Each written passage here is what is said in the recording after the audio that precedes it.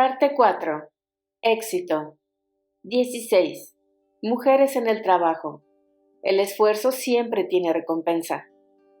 El lema de mi padre era trabaja, esfuérzate y la suerte vendrá sola. La gente solía decirle que era un afortunado porque gozaba de un éxito envidiable. Ahora, 50 años después, eso es lo que suelen decir de mí, pero se equivocan. Mi familia y mis amigos son testigos de que todo lo que tengo me lo he ganado a base de esfuerzo y dedicación, y por eso me animaron a compartir mis experiencias en un libro. Ninguno cree que haya tenido suerte en la vida.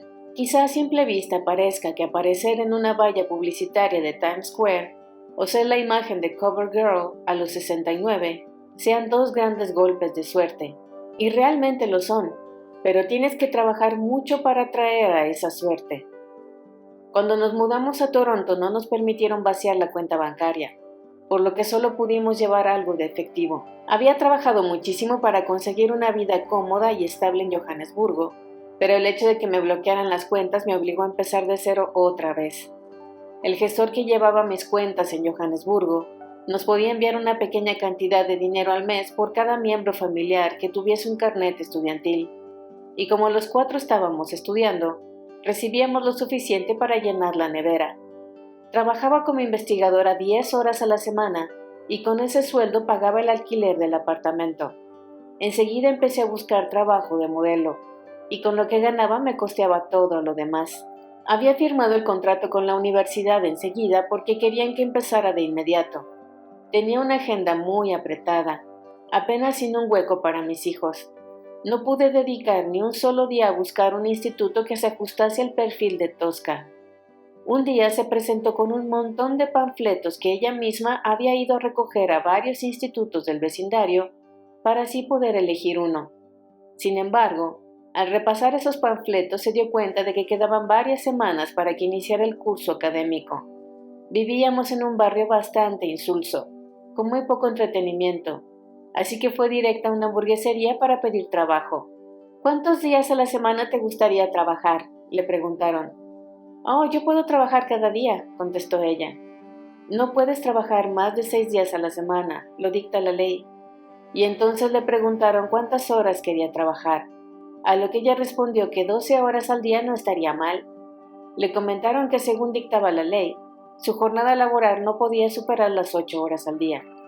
Estaba familiarizándose con la ley laboral y por primera vez iba a trabajar por cuenta ajena. No tardó en empezar a trabajar en esa hamburguesería. Recuerdo que se pasó allí todas las vacaciones y cuando las clases comenzaron de nuevo, en lugar de dejarlo, siguió trabajando por las tardes al terminar el instituto. Su trabajo en la hamburguesería consistía en barrer el suelo, sacar la basura y limpiar los cuartos de baño, algo que hasta entonces no había hecho nunca. Estaba viendo un mundo muy distinto al que estaba acostumbrada en Sudáfrica. Allí tenía una habitación gigante, diseñada para satisfacer todas y cada una de sus necesidades y con un armario que ocupaba toda la pared. De hecho, era el mejor dormitorio de la casa. Ahora, en cambio, estaba compartiendo habitación conmigo y se pasaba el día limpiando baños en un restaurante de comida rápida que dejaba mucho que desear. En lugar de tomárselo como una derrota, se lo tomó como una aventura. Se dijo, en esto consiste este trabajo, y lo hizo, sin plantearse nada más. Y no la oí quejarse ni una sola vez. Durante ese mes se puso las botas de hamburguesas y patatas fritas. Fue toda una experiencia porque en Sudáfrica no había probado la comida rápida. Se pasó 30 días barriendo y fregando y después le concedieron un ascenso y empezó a gestionar el autoservicio. Al final Tosca encontró otro empleo más cerca de casa, en un supermercado de lujo. El sueldo era casi el doble. Fue una lección de economía para ella que jamás ha olvidado. Ahora se ha convertido en una gran negociadora y es muy justa con todo aquel que trabaja para ella. Valora muchísimo a la gente con ética profesional dispuesta a trabajar largas jornadas laborales cuando es necesario. Adaptarnos a nuestra nueva vida en Toronto no fue nada fácil, pero aprendimos rápido. Trabajaba como modelo, pero no me concedieron una tarjeta de crédito porque el banco consideraba que no tenía solvencia económica. Rechazaron todas las solicitudes que presenté, lo cual implicaba vivir con el poco efectivo que tenía. Cuando recibí un cheque de la agencia de modelos, Invertía el dinero en comprar cosas necesarias, como abrigos y zapatos de invierno, o ropa de cama y mantas. Acudí a varios bancos, pero la respuesta siempre era la misma. No podían darme una tarjeta de crédito porque no era solvente. Pero sin una tarjeta de crédito no podía empezar a construir una vida mejor en este país. No podía pedir un préstamo para un coche o pagar el alquiler de un despacho para abrir una consulta.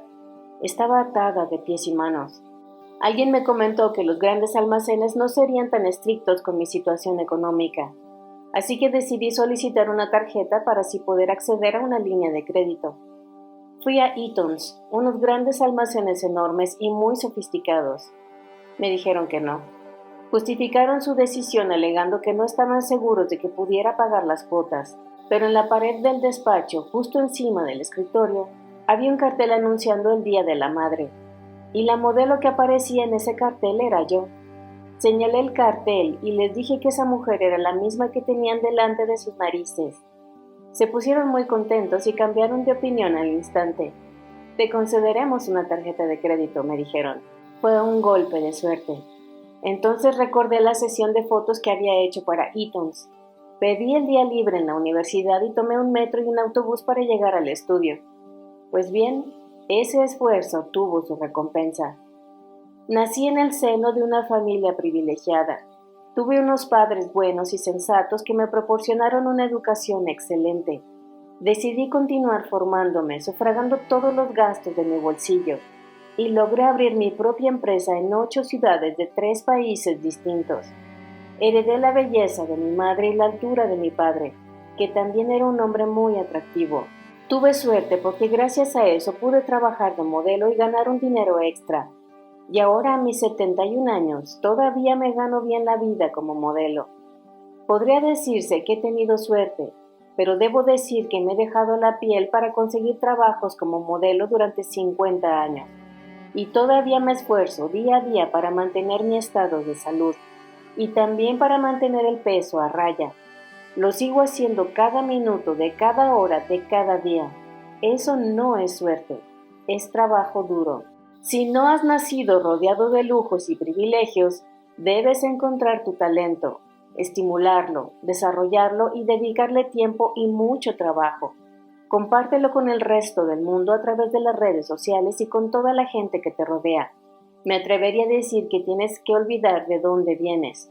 Hay una expresión: a los 21 ya no eres huérfano, lo que significa que debes asumir la responsabilidad de tu futuro. Si te esfuerzas, créeme que la suerte acabará encontrándote tarde o temprano. 17. Expresa lo que quieres. La perseverancia es el camino del éxito. Cuando los niños eran pequeños les enseñé que debían pedirme lo que realmente querían. Cuando Tosca tenía 11 años, la acompañé a un concierto de Laura Branigan, una cantante americana.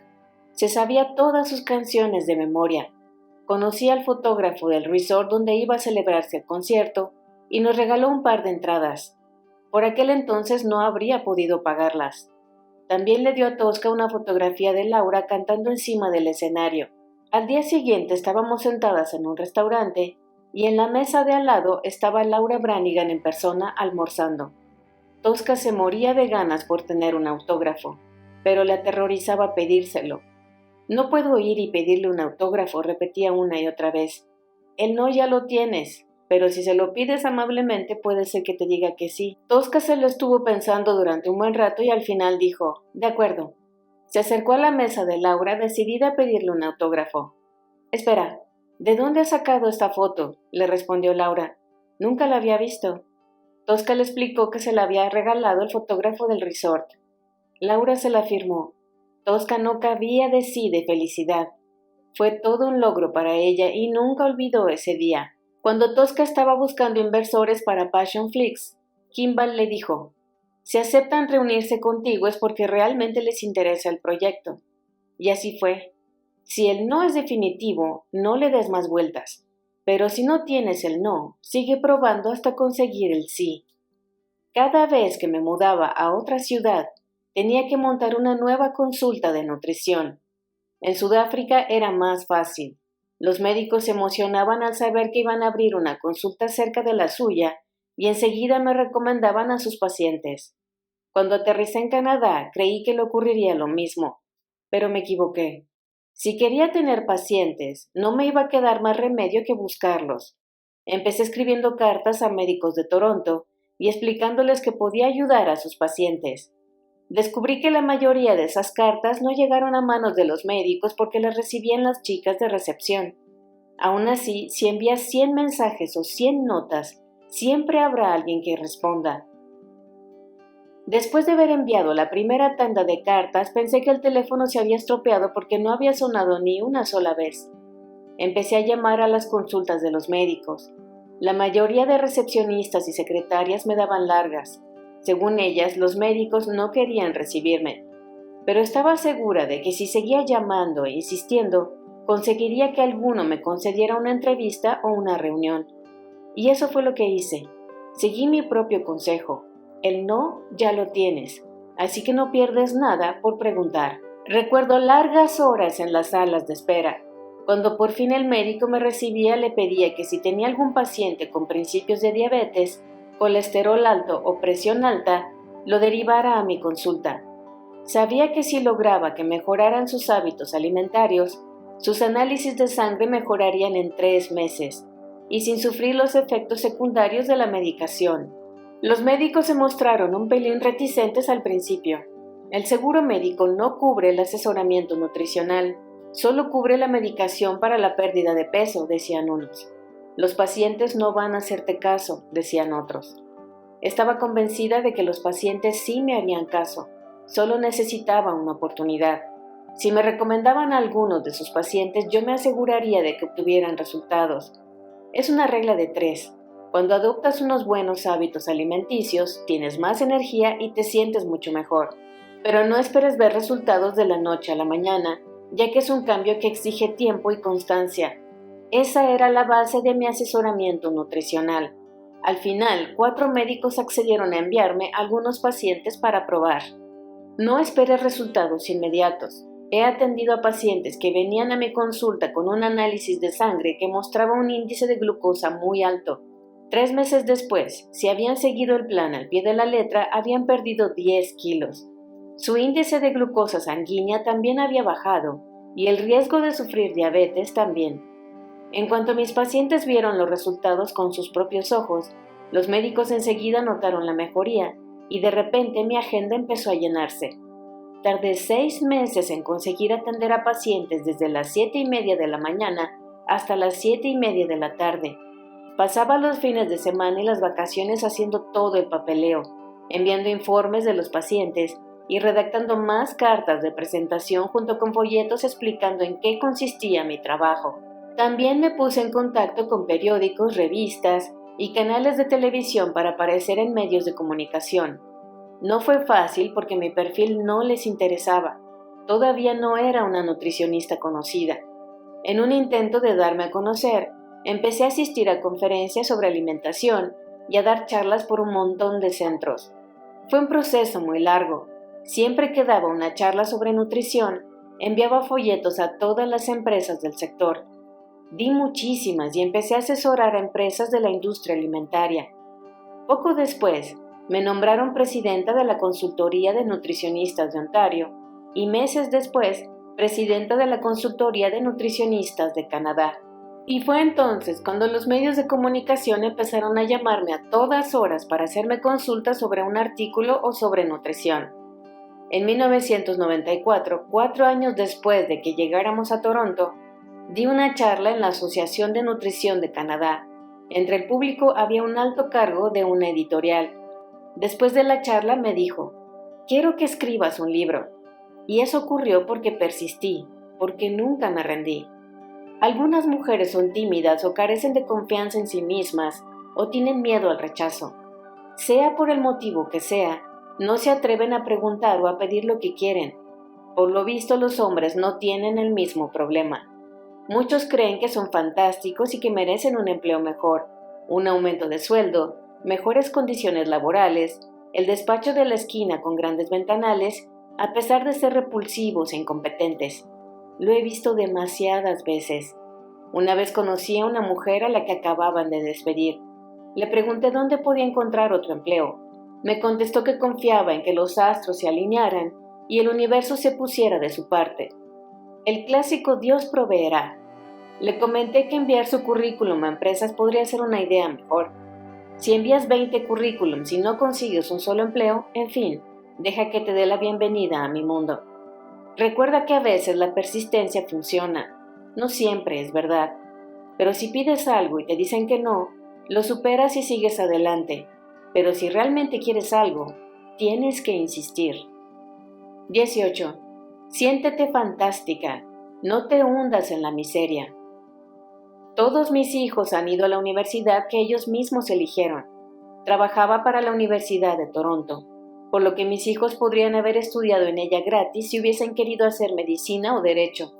Y no solo eso, podrían haberse quedado en casa y ahorrarse el alquiler y los gastos que implica vivir fuera. Sin embargo, optaron por seguir su propio camino. Elon se decantó por física y empresariales, Kimball estudió gestión y administración de empresas, y Tosca se formó en artes cinematográficas. Se las apañaron y pidieron créditos y becas para poder mantenerse, y todos lograron sobrevivir sin mi ayuda.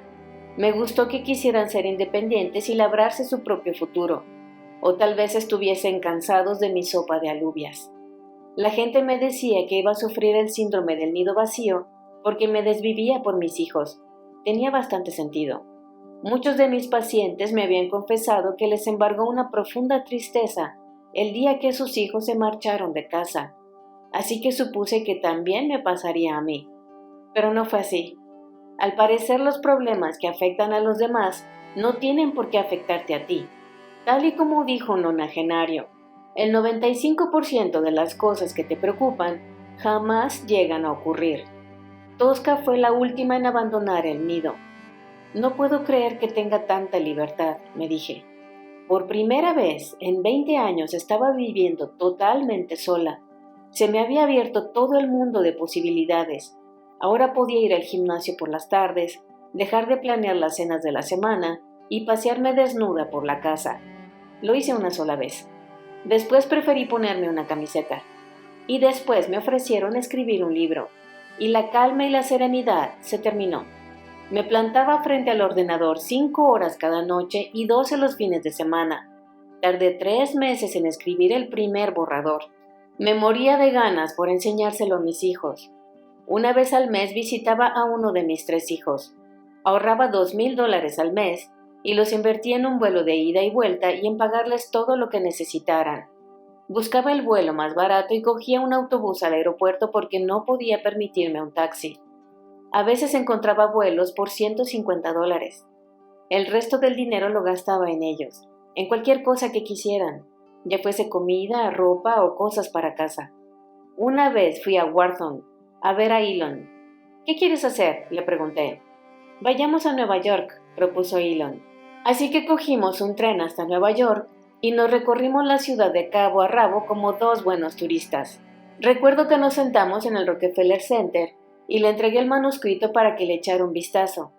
El libro iba sobre calorías, metabolismo, nutrientes esenciales, información fascinante desde mi punto de vista. Elon empezó a leerlo y 2 páginas después dijo, «Es aburrido». «¿A qué te refieres?», le pregunté. «¿Por qué atiendes a 25 pacientes al día? ¿Qué quieren saber?» «A ver, vienen a que les asesore y les dé consejos nutricionales». «Pues eso es lo que deberías explicar en el libro», me dijo él. Todavía era joven, pero su sabiduría y sensatez ya eran evidentes, y por eso quería saber su opinión. A partir de entonces, cada vez que un cliente venía a la consulta, le comentaba que estaba escribiendo un libro y le pedía si podía tomar alguna nota durante la sesión. Aseguraba que no incluiría ningún nombre.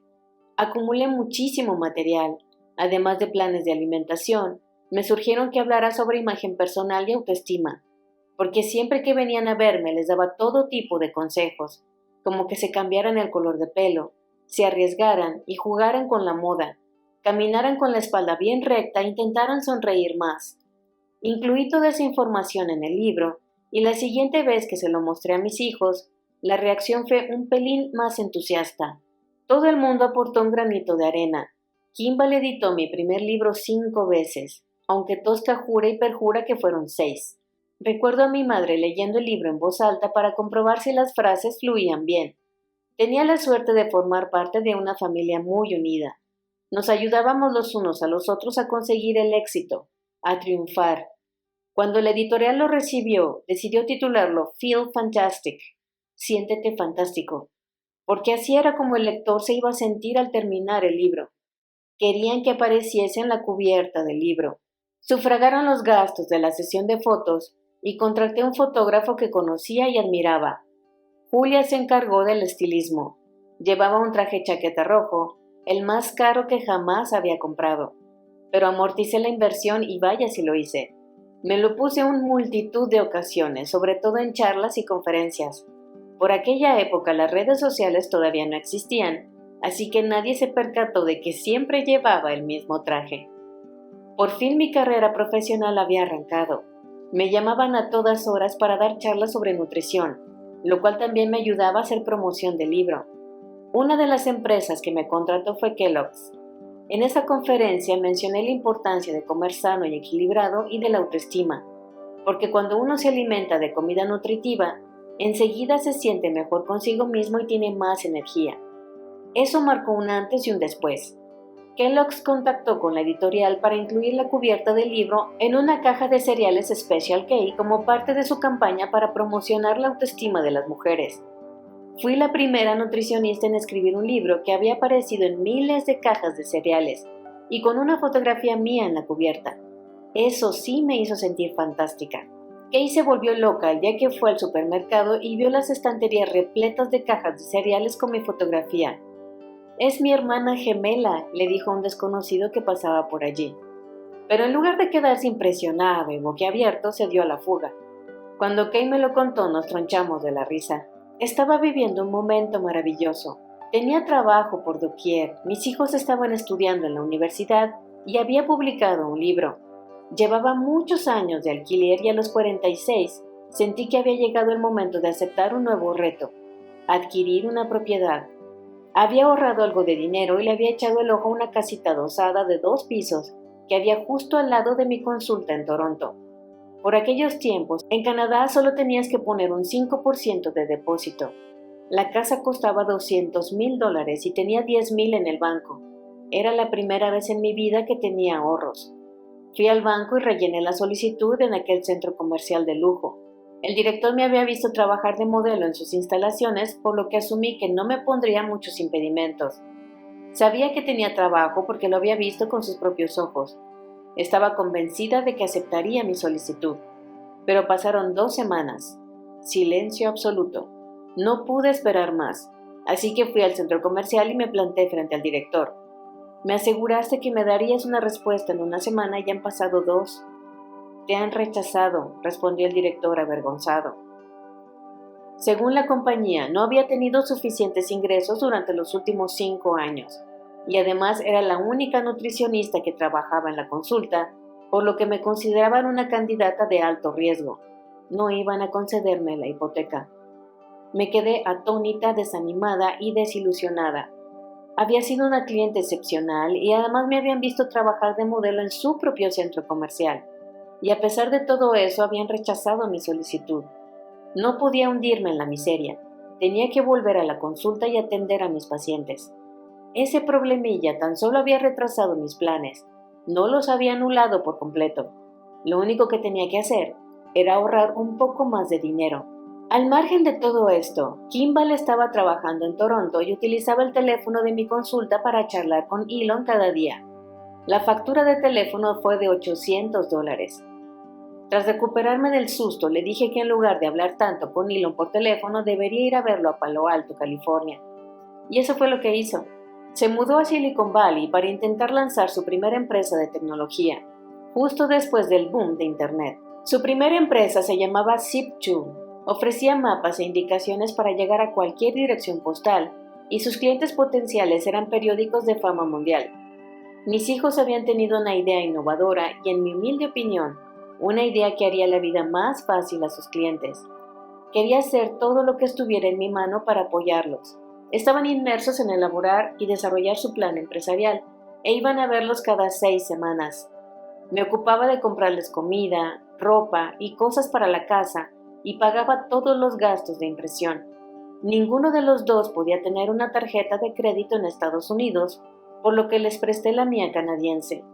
Estaban sin blanca, pero necesitaban algo de dinero en efectivo para poder continuar. Por suerte, todavía tenía esos $10,000 en el banco. Saqué todos mis ahorros y se los di porque creía firmemente en lo que estaban haciendo. La noche antes de la serie de reuniones que habían concertado con posibles inversores y emprendedores, Kimball y yo fuimos a Kinko's a imprimir las presentaciones en color. Pagué las copias porque cada página costaba $1 y eso era muy caro. Por la mañana estábamos todos agotados porque no habíamos pegado ojo en toda la noche. Todos menos Elon, que estaba fresco como una lechuga porque apenas duerme. Se quedó despierto hasta altas horas de la madrugada escribiendo y repasando el código del programa. Se habían reunido con varios inversores y habían estado perfilando su idea durante meses. Esa mañana se iban a reunir con otros dos. Les hicieron una primera oferta. Elon y Kimball estaban entusiasmados y locos de contento. «Vamos a cenar al mejor restaurante de la ciudad», propuse. Reservamos en un restaurante fabuloso. A pesar de que estábamos agotados y de que no llevábamos nuestras mejores galas, nos trataron con una delicadeza y una amabilidad pasmosas. No sabemos por qué recibimos un trato tan excelente. Ni siquiera sabemos qué pedimos para cenar. Llevábamos semanas alimentándonos a base de comida rápida y barata de cualquier antro que estuviera abierto a las 2 de la madrugada. Jack in the Box era nuestra cadena de comida rápida preferida. Kimball asegura que todavía no ha olvidado el sabor de su fajita de pollo. Pedimos la cuenta, pagué y les dije, «Es la última vez que vas a ver mi tarjeta de crédito». Y así fue. En resumidas cuentas, aprendí que uno nunca debe dejarse vencer por la decepción y la desilusión. Si has vivido un fracaso, cambia de rumbo o de dirección, pero sigue adelante.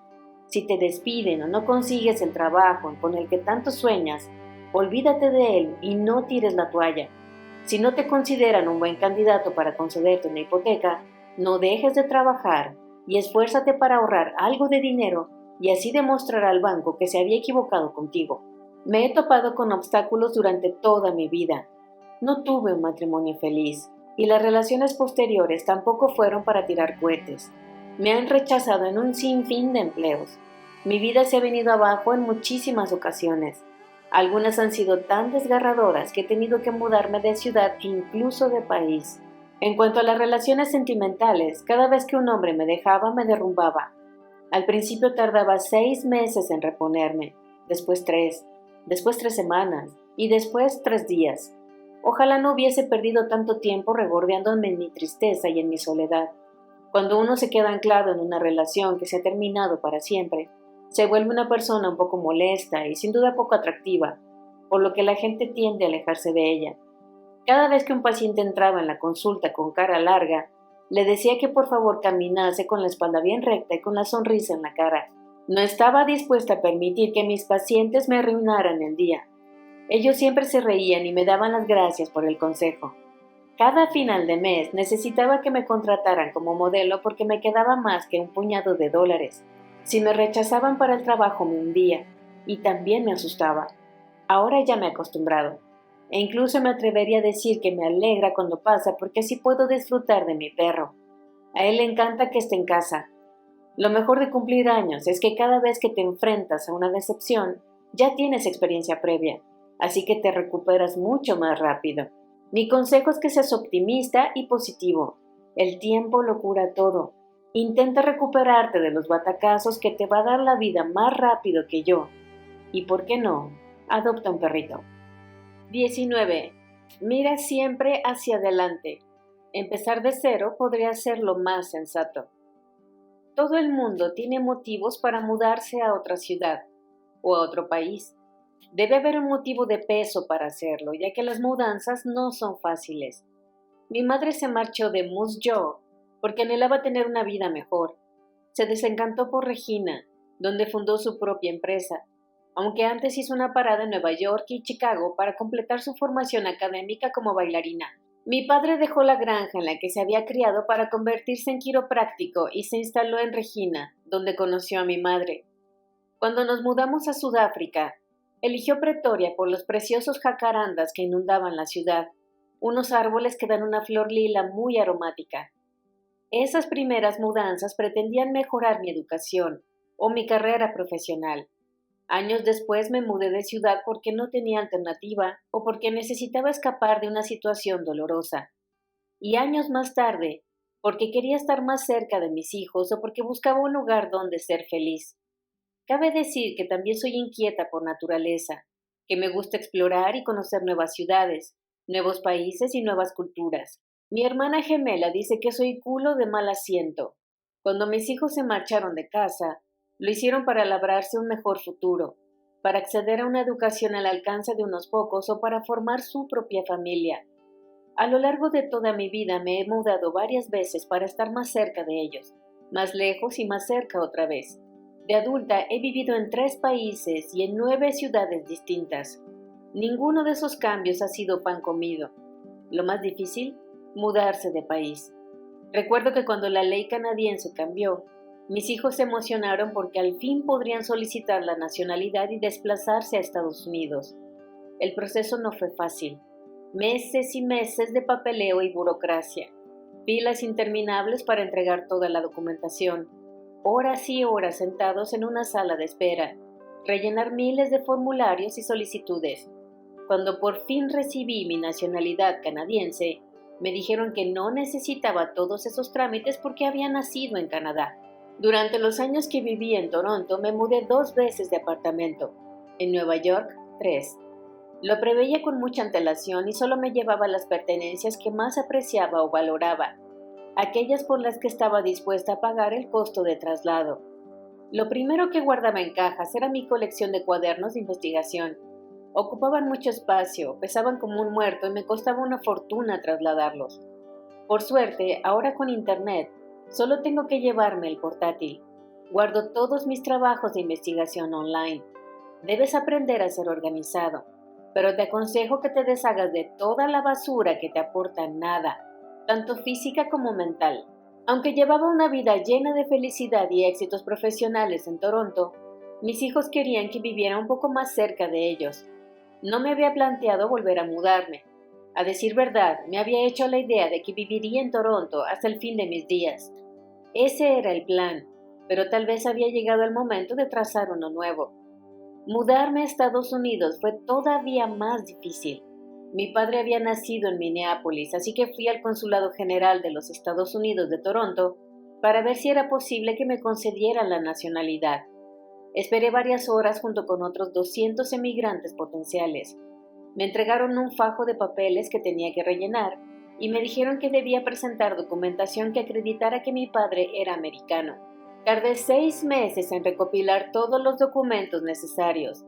Esperé 5 horas y cuando me llegó mi turno, me dieron una mala noticia. No podía solicitar la nacionalidad americana porque mi padre se había mudado a Canadá 6 años antes de que yo naciera. Esa puerta estaba cerrada. No me quedaba más remedio que solicitar una visa H1B, y la espera fue eterna. A mis 48 años tenía que estudiar día y noche para aprobar los exámenes americanos y así poder trabajar como nutricionista acreditada en territorio estadounidense. Eso implicaba aprender bioquímica y para colmo hacerlo utilizando el sistema imperial. Onzas y libras, pies y pulgadas, en lugar del sistema métrico que se utiliza en el resto del mundo. No te imaginas lo que me costó familiarizarme con ambos sistemas, pero admito que me ha sido útil porque he dado conferencias en todas las partes del mundo. Por aquel entonces sufría de ciática, así que apenas podía salir a socializar. Nunca dejé de trabajar, por mucho que me doliese, y cuando terminaba mi jornada laboral volvía a casa. Me tumbaba en el sofá y estudiaba. Visto así, me fue de perlas.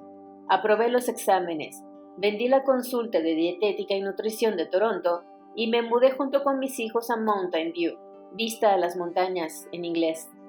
Pero cuando llegué ahí no había ni vistas ni montañas, ni tampoco estaban mis hijos por lo visto. Trabajaban día y noche. Kimball ni siquiera recuerda que estuve viviendo con Hilo ni con él durante 3 semanas y no es de extrañar.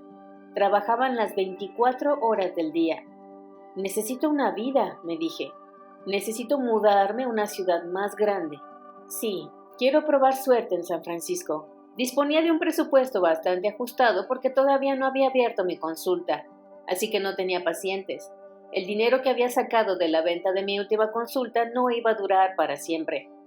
Le pedí a Kimball que me prestara su coche y fui hasta San Francisco en busca de un apartamento para mí.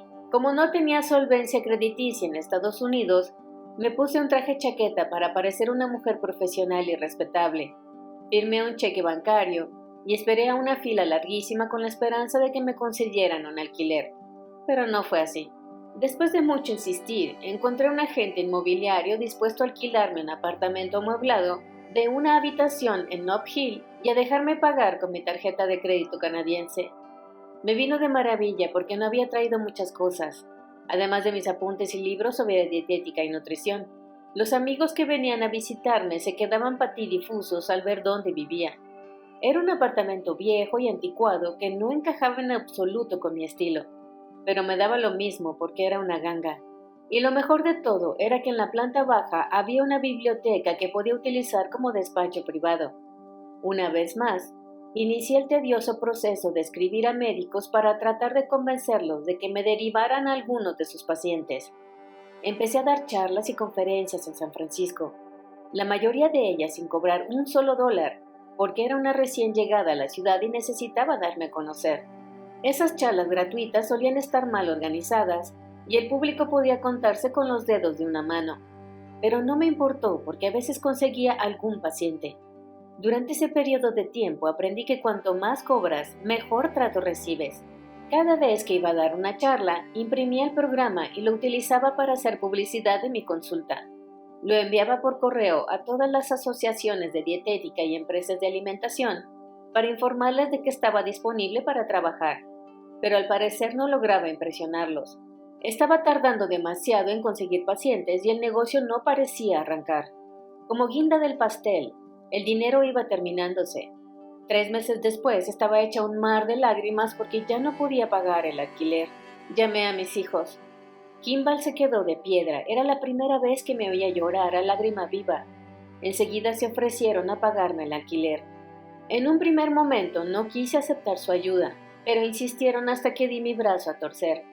Trabajaban tantas horas que ni siquiera tenían tiempo de gastarse el sueldo. Empecé a buscar un apartamento más pequeño porque ese ya no estaba al alcance de mi bolsillo. Lo único que encontré fue un cuchitril cerca de Tenderloin, un barrio bastante hostil y austero. El apartamento estaba hecho un asco. Apenas tenía luz natural y el pasillo apestaba, pero era lo que podía permitirme. Mis hijos vinieron a San Francisco junto con mis sobrinos para echarme una mano con la mudanza. Un amigo que tenía una furgoneta fue a recoger una cama que una nutricionista que había conocido me había vendido por un módico precio. Trasladamos los 4 trastos que tenía a mi nuevo estudio. Por suerte, no había mucho que trasladar. Otra nutricionista se puso en contacto conmigo para ofrecerme trabajo en 3 gimnasios distintos. Ella vivía a 1 hora y media de distancia y puesto que no tenía muchos clientes, no le salía a cuenta el viaje. Gracias a ella pude mantenerme en San Francisco unos meses más. Para mis 50 cumpleaños, mis hijos me regalaron una casita de madera y un cochecito de madera en miniatura. Presumían de que un día podrían comprarme las 2 cosas. En ese momento me pareció un gesto entrañable. Un año después, vendieron Zip2 y me comunicaron que había llegado el momento de buscar la casa y el coche que querría comprar. Tosca y yo nos dedicamos a recorrer todas las agencias inmobiliarias de San Francisco, aunque mi hija quería que me mudara a Los Ángeles para que estuviéramos más cerca, así que empezamos a buscar casas también en Los Ángeles. Y de repente, me contrataron para dar una ponencia sobre emprendedores en el campo de la alimentación en Nueva York. La ciudad me deslumbró. Los neoyorquinos andan rápido, hablan rápido, piensan rápido y cumplen sus promesas. Estos son de los míos, pensé para mis adentros. Y así fue como tomé la decisión. Voy a mudarme a Nueva York, les anuncié a mis hijos. ¿En serio? ¿Estás segura?, respondieron ellos. Necesito una pizca de emoción en mi vida. Así que sí, me mudaré a Nueva York. Viajé hasta Nueva York. Estuve días durmiendo en el sofá que me habían prestado el socio de un paciente, hasta que encontrara un piso de alquiler. Paseaba por todos los barrios de la Gran Manzana para conocer y familiarizarme con la ciudad. Tienes que vivir en el Upper State Side. Eso era lo que me decía todo el mundo. Preferiría vivir en el centro, la verdad, le respondía yo. Pues lo tienes bastante crudo. Nadie vive más allá de la Segunda Avenida. Una vez más, nadie parecía fiarse de mí como inquilina porque no tenía registro de crédito. Propuse pagar el alquiler de todo un año de golpe y en efectivo. Eso solo lo hacen prostitutas y narcotraficantes, me dijeron.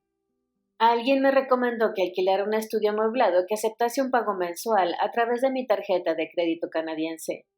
Después de mucho buscar, encontré un apartamento viejísimo, de antes de la guerra, en un 10º piso, en la calle 22 entre Park y Broadway.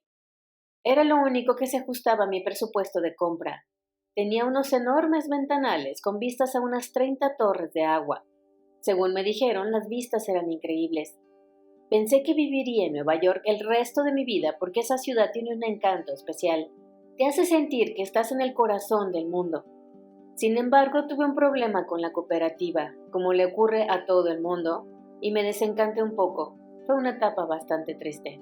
Cuando nacieron los mellizos de mi hija, viajé hasta Los Ángeles para ayudarla. No me dejó regresar a Nueva York, por lo que vendí el apartamento. Regalé mi colección de plantas y todo el menaje de la cocina. Guardé algunas pertenencias en un trastero y mandé los muebles de diseño a algunos familiares. Estuve viviendo en casa de Tosca unos 8 meses y luego compré un apartamento. Esa fue una mudanza que me marcó de por vida. No me he arrepentido ni un solo día, ya que en Los Ángeles estoy más cerca de 2 de mis hijos y de 7 de mis nietos, aunque sigo siendo un culo inquieto que viaja sin descanso. Los traslados no son fáciles, a pesar de que aprendes mucho en ellos. Una mudanza implica calma y planificación. Regala todo aquello que consideres que no merece la pena conservar. Vende muebles grandes que no vas a poder aprovechar en tu nuevo hogar. Guarda todo aquello de lo que no te quieras deshacer en cajas o en un trastero. El proceso es bastante largo y tedioso. Los primeros años en una ciudad nueva siempre son los más difíciles. La soledad te abruma y te sientes perdido, tanto a nivel físico como mental. Siempre he dirigido mi propio negocio, por lo que tenía que informar a todos mis clientes del cambio de dirección, incluso cuando seguía viviendo en la misma ciudad. Pero en mi opinión el esfuerzo merecía la pena. No recomiendo a nadie que se mude de ciudad si no cree que su vida va a mejorar. Pero si estás convencido de que tu situación puede cambiar a mejor, no te lo pienses y pruébalo.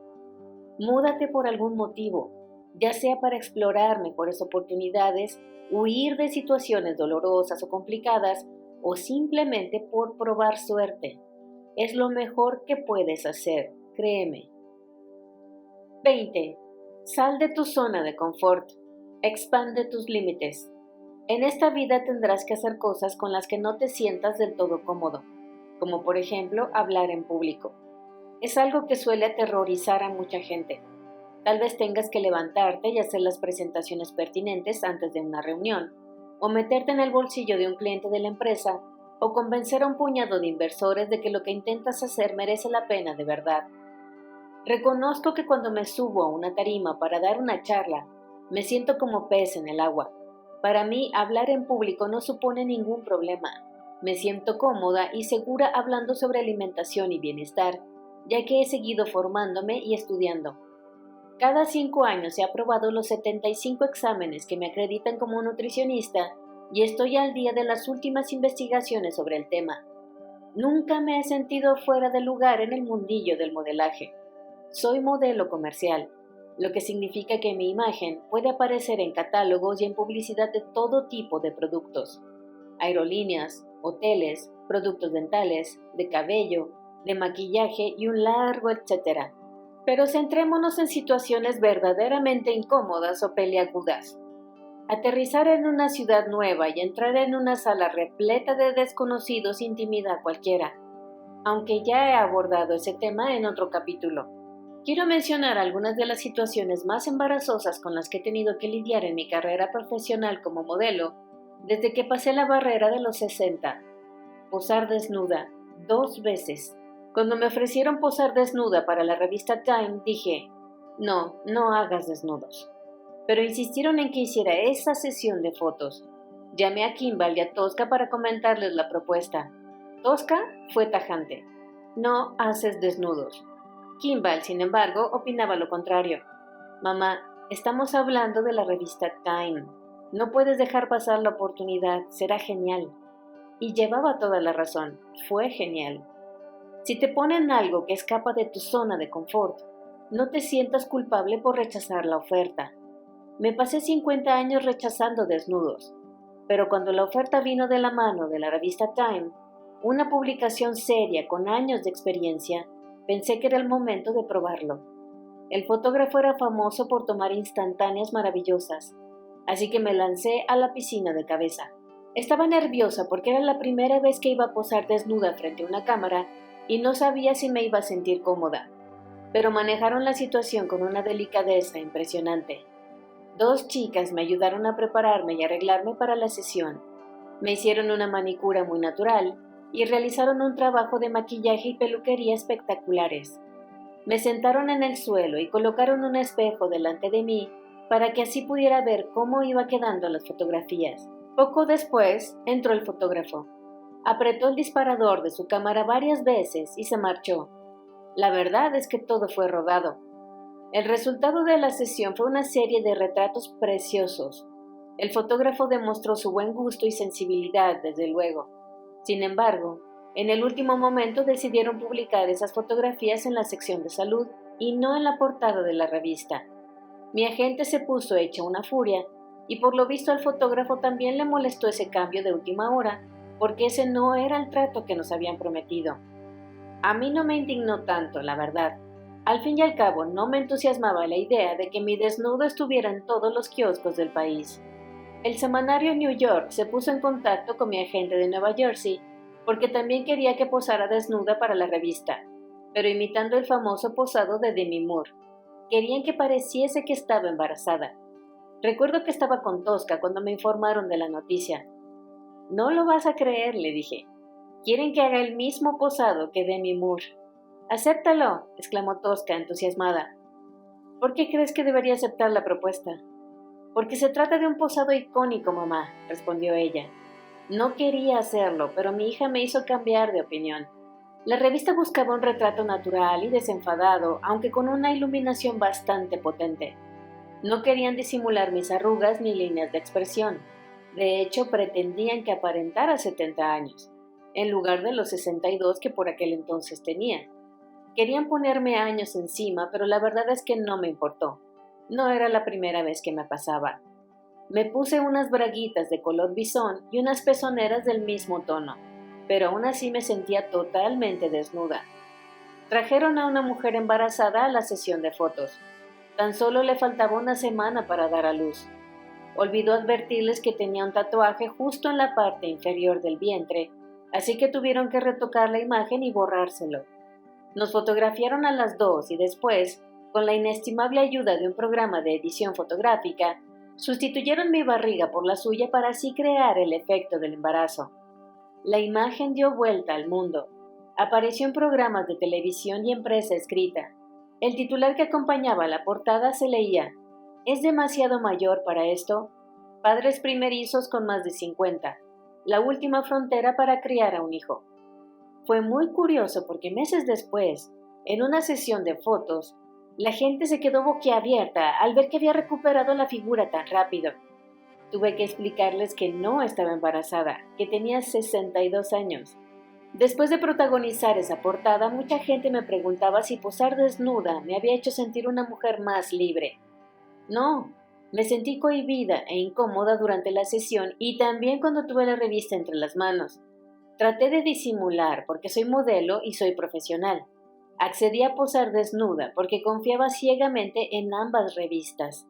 Ahora que sé lo que se siente, no tengo la necesidad de volverlo a hacer. Salir de mi zona de confort casi siempre me ha traído alegrías, pero tuve que bailar como Martha Graham para una sesión de fotos. Creí que no sería capaz de hacerlo porque no soy muy buena bailarina.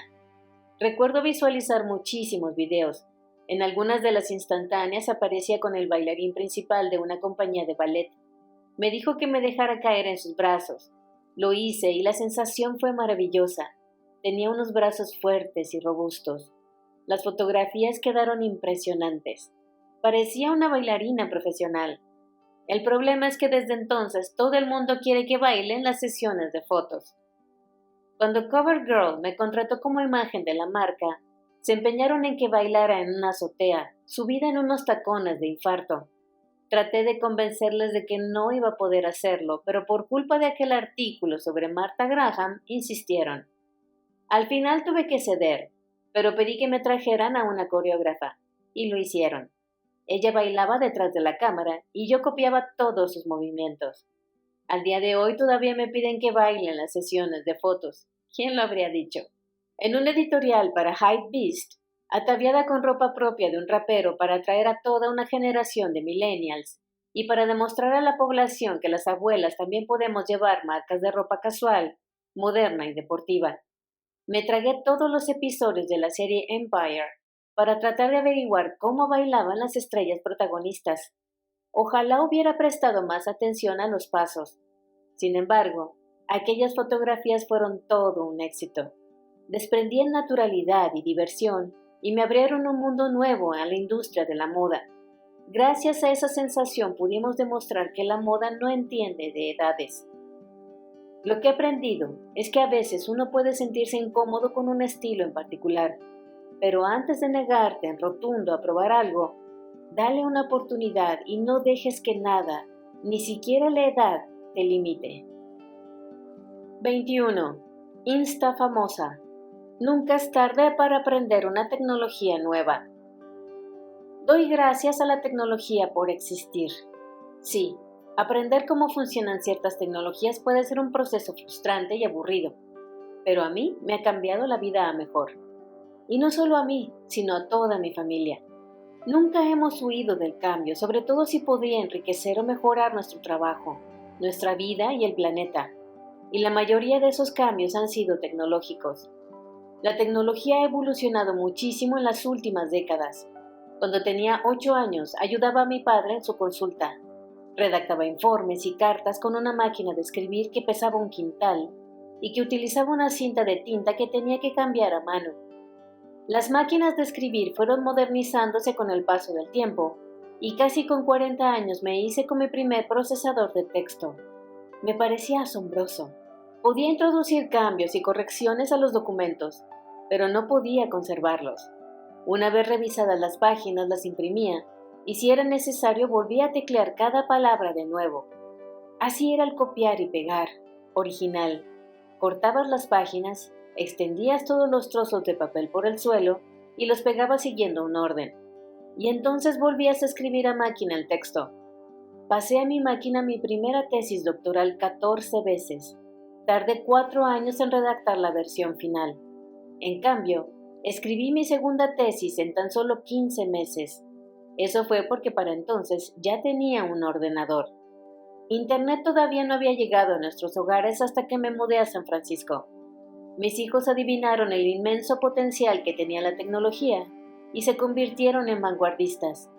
Después de lanzar Zip2, me pedían que probara la versión beta de las actualizaciones. Si veían que me perdía o que no seguía el hilo, hacían los ajustes pertinentes para que cualquier persona fuese capaz de utilizarlo. Una vez imprimí unas indicaciones de puerta a puerta, justo cuando estaban desarrollando la empresa. No pude volver al punto de partida porque el programa no permitía deshacer el camino, ya que debía andar en contradirección. Era imprescindible añadir esa opción y eso fue lo que hicieron. Para promocionar mi negocio de nutrición, llegué a un acuerdo con mis hijos. A cambio de dar una charla sobre alimentación sana y saludable a sus empleados, ellos se comprometían a diseñarme una página web. Tan solo tenía 4 apartados. Creo que fui la primera nutricionista en tener una página web propia. Fue muy útil para dar a conocer mi consulta y mis servicios de asesoramiento nutricional, y un cambio más que bienvenido, ya que al fin pude librarme de montañas y montañas de material impreso. Mis folletos enseguida quedaban desfasados, dado que la información iba variando. Ahora, en cambio, la gente podía consultar mi página web y estar al día de cualquier cambio por pequeño que fuese. A partir de finales de los 90, promocioné mi consulta de nutrición a través de mi página web y gracias a ella me han contratado para dar charlas y ponencias y para ofrecerme entrevistas. Si no me falla la memoria, en 2010 abrí una segunda página web con una recopilación de mi trayectoria profesional como modelo. Esas fotografías resumían 5 décadas de trabajo. Las redes sociales me han ayudado muchísimo en el terreno laboral. Utilizo Twitter para compartir todo tipo de información nutricional u otras noticias que considero interesantes. Gracias a esa plataforma me han ofrecido entrevistas y me han propuesto conferencias sobre salud, lo cual me encanta hacer. También me ha servido para tener reciprocidad de mis seguidores. Cuando cuelgo resultados o conclusiones de un estudio en Twitter, mis seguidores reaccionan enseguida, y gracias a eso puedo saber lo que les gusta y lo que no, lo que necesitan y lo que no. Me ayuda muchísimo a saber qué interesa al gran público y eso me parece genial. Instagram es un mundo totalmente distinto. Después de colgar varios artículos protagonizados por mujeres con el pelo blanco plateado, le propuse a Julia irnos de viaje a París. Los gastos corrían a mi cuenta. La intención era invertir en mi imagen, algo que todos deberíamos hacer de vez en cuando. Ideamos y creamos varios looks casuales y modernos para mujeres de 67. El viaje coincidió con la Semana de la Moda en París, y aunque por aquel entonces todavía no me invitaban a los desfiles de los grandes diseñadores, aproveché la plataforma para mostrar estilismos distintos de las románticas calles de la ciudad. Me vestí con ropa de jóvenes diseñadores y contraté a un fotógrafo francés especializado en street style, y al que habían conocido a través de Instagram. Fue una buena inversión, ya que me abrió las puertas de los grandes desfiles, de marcas como CoverGirl y muchos más. Aunque han pasado varios años, hoy es el día en que profesionales del mundo de la moda me aseguran que esas fotografías siguen siendo una fuente de inspiración. Lo mejor de ese viaje a París no fueron los resultados, sino lo bien que me lo pasé esos días, cambiándome de modelito varias veces al día y divirtiéndome con viejos y nuevos amigos.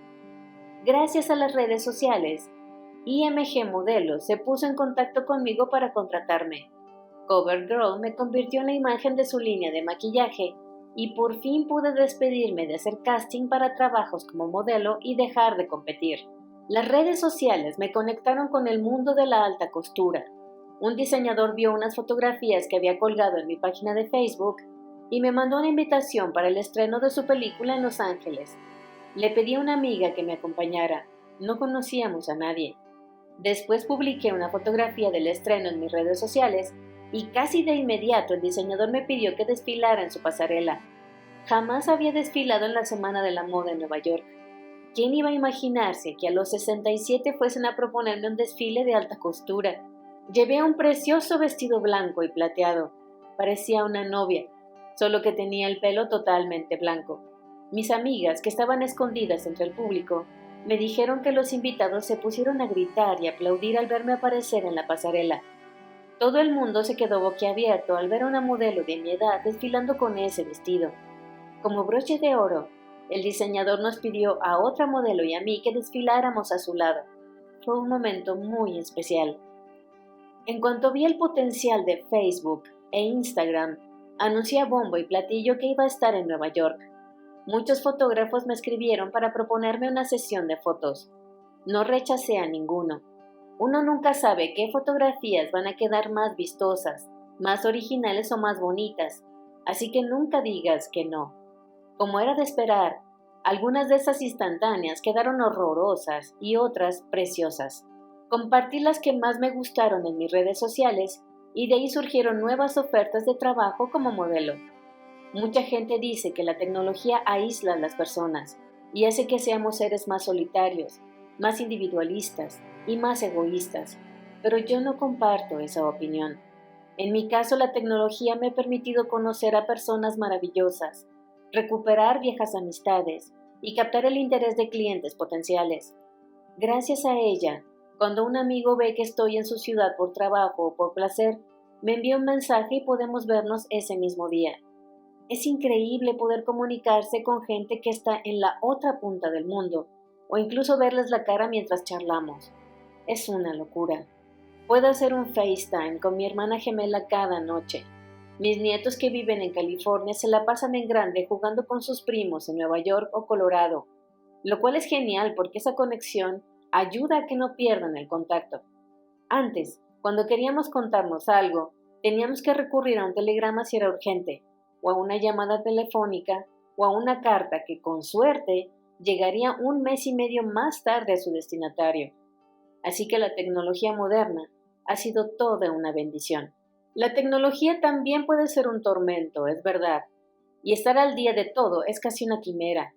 Cada vez que actualizan algo te sientes confundido y perdido, cometes errores. Recuerdo el día que Instagram incluyó una herramienta nueva. De repente tenía 3 videos que creía no haber compartido en mi feed y tuve que eliminarlos a altas horas de la madrugada antes de que empezaran a difundirse por toda la red. Sí, a veces te vuelves loco, sobre todo cuando quieres resolver un problema rastreando posibles soluciones en Internet. La tecnología implica tiempo y en multitud de ocasiones es frustrante, pero eso no significa que no puedas estar al día. Fíjate en mi madre y sigue su ejemplo. A los 94 años empezó a dedicarse al arte digital y aprendió a utilizar un sinfín de programas de diseño. Le temblaban tanto las manos que ya no podía sujetar el pincel. La tecnología no entiende de edades. Una vez me pasó algo muy curioso. Tenía alumnos en prácticas de universidades de renombre como NYU o Columbia, que se quedaban pasmados al ver que tenía conocimientos tan avanzados en tecnología. Sabía incluso más que ellos. La tecnología te abre todo un mundo de oportunidades, tanto en tu negocio como en tu salud como en el ámbito social. Nunca es tarde para aprender nuevas tecnologías. 22. Soltera de oro. Puedes ser feliz estando enamorado y puedes ser feliz estando solo. Doy todo tipo de consejos, pero nunca doy consejos amorosos.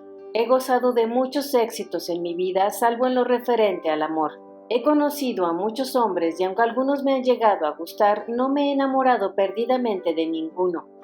No he encontrado a la persona con la que compartir el resto de mi vida. A veces cuando alguien me pide consejos sobre su vida sentimental, le digo, no sigas mis consejos. Lo único que puedo decir es que puedes ser feliz estando enamorado y puedes ser feliz estando solo. Si no encuentras a tu media naranja, busca el amor en tu familia, en tus amigos y en tu trabajo. Si crees que el matrimonio es el secreto de la felicidad, charla con amigos que estén casados.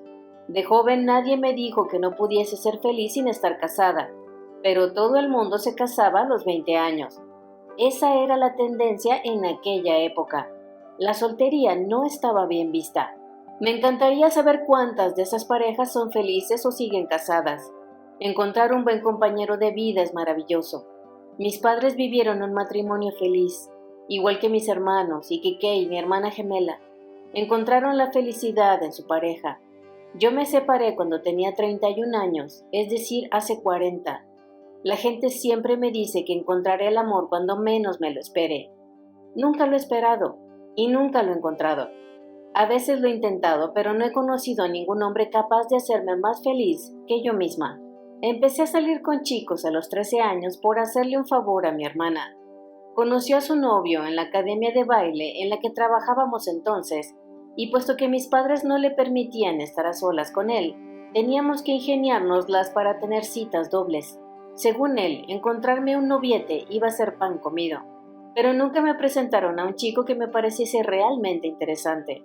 Cada vez que salía con un chico, él se desvivía por mí, y días después ponía distancia. Nunca lo entendí.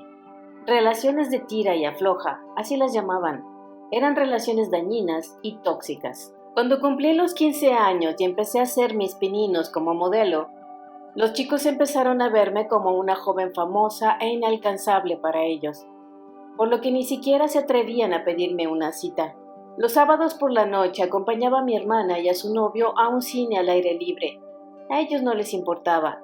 Para mí era el día más importante de la semana y me daba mucha rabia quedarme en casa sin hacer nada. Después me casé con un tipo violento que me engañaba cada vez que me daba la vuelta. Me esforzaba por complacerle, por hacer todo lo que él quería, pero era infeliz. Cuando por fin logré salir de ese matrimonio, mi vida mejoró muchísimo, aunque no fue un camino de rosas.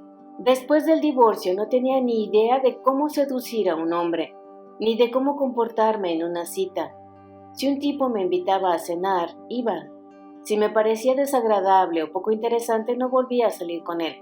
Si me gustaba o llamaba mi atención, él terminaba rompiendo conmigo o engañándome con otra, aunque casi siempre era lo segundo.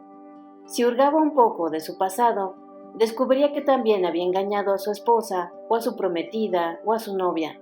No iba a cambiar por mí. El tipo que me pidió matrimonio y con el que me prometí cuando tenía 30 años, también tuvo varias aventuras con otras mujeres. Tenía 3 hijos, así que el hombre que quisiera estar conmigo tenía que aceptarlos y quererlos. Por desgracia, casi todos los hombres con los que salía no mostraban el más mínimo interés por los niños, y de hecho, preferían que no pulularan a nuestro alrededor cuando estábamos en casa, por no hablar de los tipos que me exigían una serie de compromisos para que la relación funcionase. Lo peor de todo es que siempre los obedecía y sin rechistar. Uno de ellos había heredado una empresa de ropa y me llenó el armario de prendas de algodón. Estaba empecinado en que yo solo llevara ropa fabricada por él, y eso fue lo que hice. Otro se quejaba de que parecía una mujer demasiado sofisticada, así que cambié por completo mi estilo y empecé a vestirme con tejanos y camisetas de manga corta solo para agradarle. Aquellos hombres querían que cambiara, pero yo jamás les pedí que cambiaran por mí.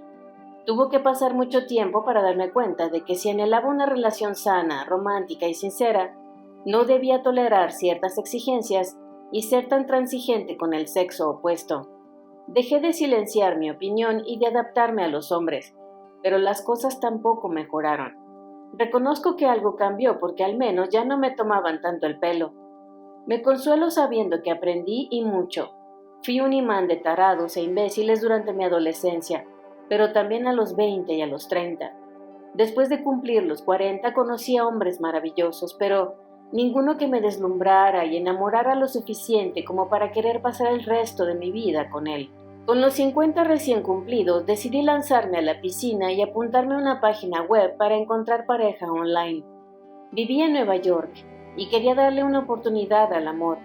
Tendría 30 citas y si no conseguía enamorarme, me daría de baja de la página web y cerraría esa puerta para siempre. Saqué mi fotografía de perfil de una sesión de fotos maravillosa y, como era de esperar, enseguida llegaron propuestas. Algunos de mis pretendientes, por llamarlos de algún modo, rondaban mi edad, otros tenían 20 años más y otros 20 años menos, pero ninguno se parecía en lo más mínimo a la fotografía de perfil que habían elegido. Enseguida aprendí que una cita en un restaurante implicaba pasar 3 horas escuchando a un tipo quejándose, o hablando de sí mismo todo el tiempo, o criticando a su exmujer. Y la verdad nada de eso me interesaba. Ninguno tuvo el detalle de preguntarme si tenía hijos. De hecho, apenas me daban la oportunidad de abrir la boca, salvo para meterme un bocado de algo. La clase de hombre que buscaba era aquel que después de un largo día de trabajo en la consulta, o después de un viaje a una ciudad para dar una conferencia, o para una sesión de fotos, se alegrara de verme. ¿Era demasiado pedir? Pues por lo visto, sí. Más o menos por aquella época, Elon vivía con 2 perros, un salchicha y un Yorkshire Terrier. La familia creció cuando llegó un cachorro. «Voy a regalarte el perrito», me dijo. Llamé a Tosca aterrorizada. «Vivo en Nueva York. Por primera vez en muchos años vivo sola. No tengo responsabilidades. Nadie sabe que tengo hijos y es fantástico. Y ahora Elon quiere endosarme un perrito, lo que me faltaba». «Así dejarás de quedarte con tantos capullos», respondió Tosca. ¿Y sabes qué ocurrió? Pues que dejé de quedar con esa panda de inútiles. Siempre que salía con un hombre acababa harta de él. Todos me parecían arrogantes y aburridos. No soportaba esas sesiones eternas de quejas y lamentos. Así que decidí que no quedaría para almorzar ni para cenar, solo para tomar un café. Así, pasada media hora, podía permitirme el lujo de irme y dejarlos plantados porque tenía que pasear al perro. Era la excusa perfecta. Cuando llegaba a casa, mi perro me recibía entusiasmado, dando brincos y meneando la cola como un loco. Él fue el punto de inflexión para que dejase de salir con aquella ristra de hombres tan insulsos y pedantes. Si te apetece enamorarte, debes adoptar una actitud activa y receptiva. El amor no va a venir a buscarte a casa. Sal y queda con gente que tenga amigos solteros interesantes o prueba con una página web de citas, pero queda en un lugar público como una cafetería a plena luz del día y sobre todo, no compartas información personal hasta que te hayas tomado varios cafés. Las primeras citas son difíciles y las relaciones amorosas muy complicadas, pero no dejes que eso te desanime. Mi perro me ha hecho más feliz que cualquier relación que he tenido, pero yo tengo 71 años. Si eres más joven, no tires la toalla todavía y continúa intentándolo. Sigue con lo que te dicta el corazón y apuesta por lo que realmente te hace feliz. Quizá conozcas a alguien de quien no te enamores, pero con quien pases momentos divertidos e inolvidables, como un mejor amigo. Es una opción válida, sobre todo si crees que eres más feliz estando con esa persona que sin ella. Pero si no eres feliz con alguien, lo mejor es romper la relación. Es absurdo compartir tu vida con alguien que no te hace feliz. El mundo se preocupa en exceso por las relaciones románticas, pero ¿qué hay de las relaciones de amistad? Conservo amigas desde la infancia. Conocí a Julia pasado los 40 y este mismo año he conocido a personas que en cuestión de meses se han convertido en grandes amigos. Cuando Julia se cruzó en mi camino, las dos estábamos atravesando un momento vital bastante delicado y las dos estábamos luchando a capa y espada para salir adelante y triunfar en nuestra vida profesional. Sin embargo, no competíamos entre nosotras. Deseábamos de todo corazón que la otra alcanzara las metas que se había propuesto. Y esa es una de las razones por las que nuestra amistad ha perdurado con el paso de los años. Uno de los secretos de una amistad sincera y verdadera es el tiempo, la durabilidad de la relación. Otro secreto es lo enriquecedora que resulta para ambas partes. Si tienes amigos que te desmerecen, que no te valoran o que no te tienen en buena consideración, siento decirte que no son amigos de verdad y que no deberías prestar atención a sus consejos.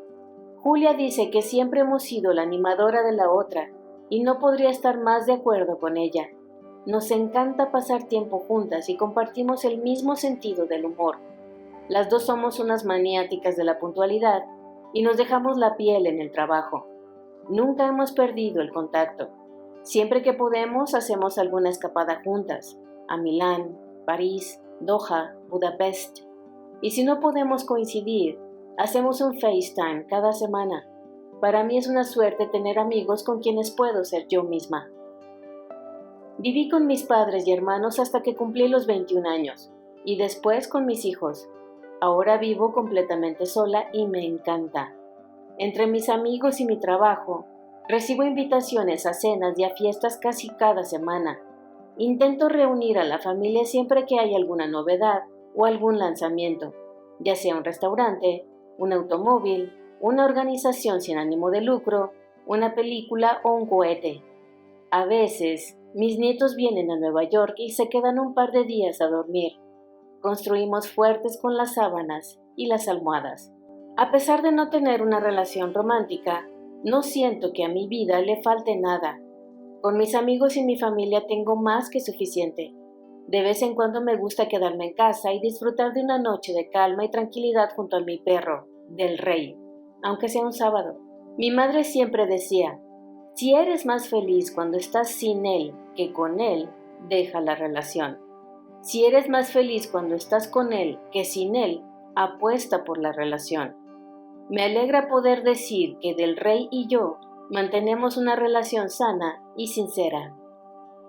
Fin de la parte 4.